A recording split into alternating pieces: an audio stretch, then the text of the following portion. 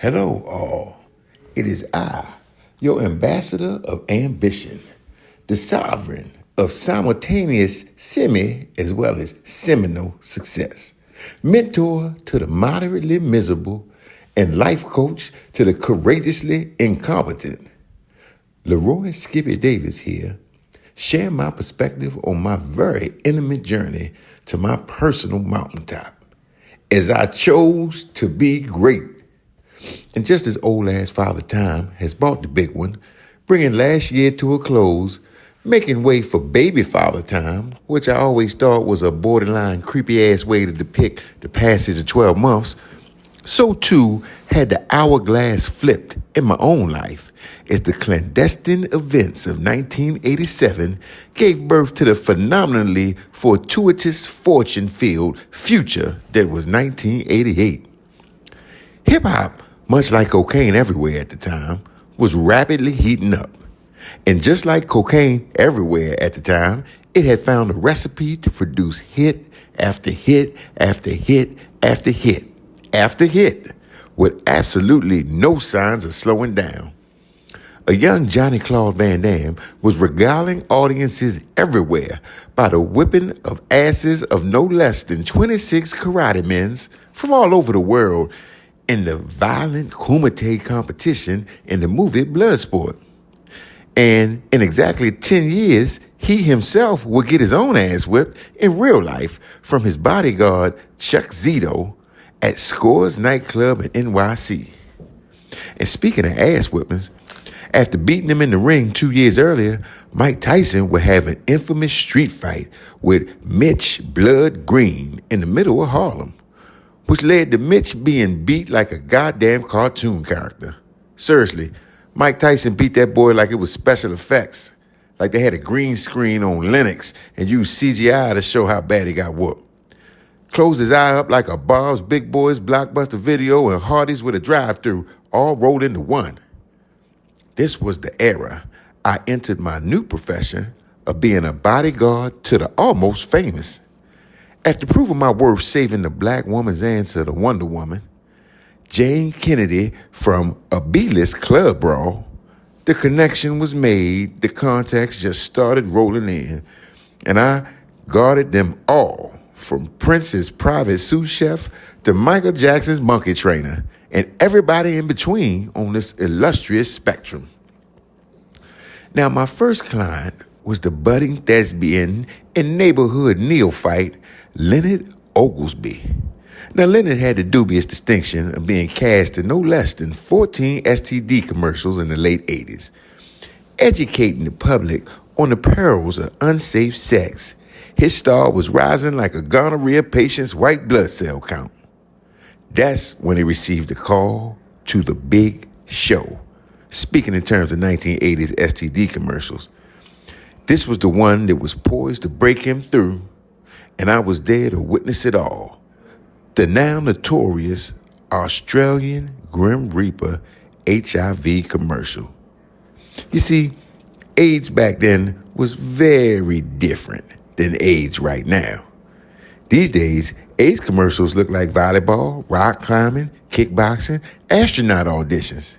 Very energetic, very vibrant, and very much full of life. AIDS commercials back then were bleak, desolate-looking displays of hopelessness, internal angst, and imminent death. It was like watching black and white World War II footage mixed with a European snuff film made in a derelict dungeon of a Bavarian castle somewhere.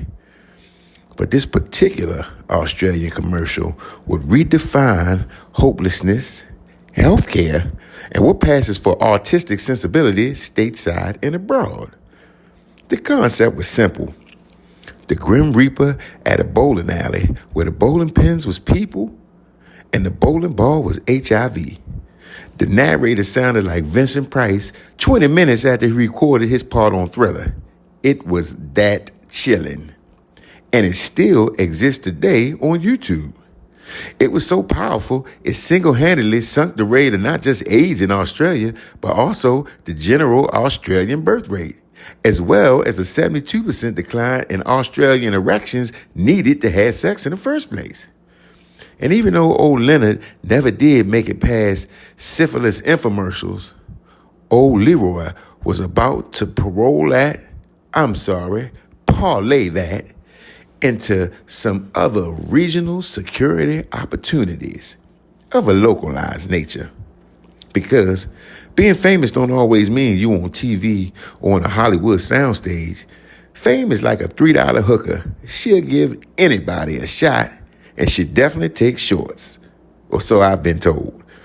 And that's how I came upon the job of guarding one Ramil Shamik Williamson Bay at Shamik Show You Right, grocery shop, bail bonds, and discount deli, which attempted to answer the question, why can't folks get good food at great prices from nationally known grocery stores? When your show could, at Shamik's, your show would. Show You Right. Because apparently, the zip code you live in has a lot to do with the immediate world you live in. Ever heard of a food desert? You may not be familiar with the phrase, especially if you can't spell desert from dessert on account of the number of letter S's in there. And when you think of desert, you think of a place with nothing but hot sand and even hotter sun and nothing else except being thirsty as hell and starving to death from lack of food and water. Unless, of course, we're speaking in the last 20 years where a very small part of the desert has basically become Las Vegas, Disney World, Beverly Hills times 3 for the powerful, rich, and famous. Because how could a person starve when there's fried chicken, cheesesteaks, Chinese food, not quite consumed by Chinese people, every 300 to 800 feet in your aforementioned zip code? But what if you wanted to cook your own food? Where would you buy it? See, apparently in certain areas, the quality, quantity, and even genetic integrity of the food is in question, as is proper spelling and punctuation. See, there's only 400 Whole Food grocery stores in all of America and Canada, believe it or not. There's 608 Trader Joe's, with 205 being in California alone. And the name of a place says a lot about it.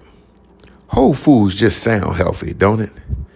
Trader Joe's sound rustic and pioneering. Type of place that white folks who make their own candles and deodorant and got pets that ain't cats or dogs or fish shop at. The type of place you just know at least 3 of the people working in there practice witchcraft. Who don't want to shop the Safeway, of which there are 922 of? And who don't, amongst us, want to save a lot?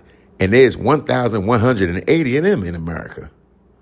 Or ShopRite, right spelled R-I-T-E, of which there are 3,600 in America and abroad. And by that, I mean 336 are in America, and the other 3,264 are all in Africa, even though this was a chain started in Newark, New Jersey in the 70s. Now, that can't be by accident. It must be a lot of business for groceries in Africa, or a lot less of something else, I think. But you can draw your own conclusions.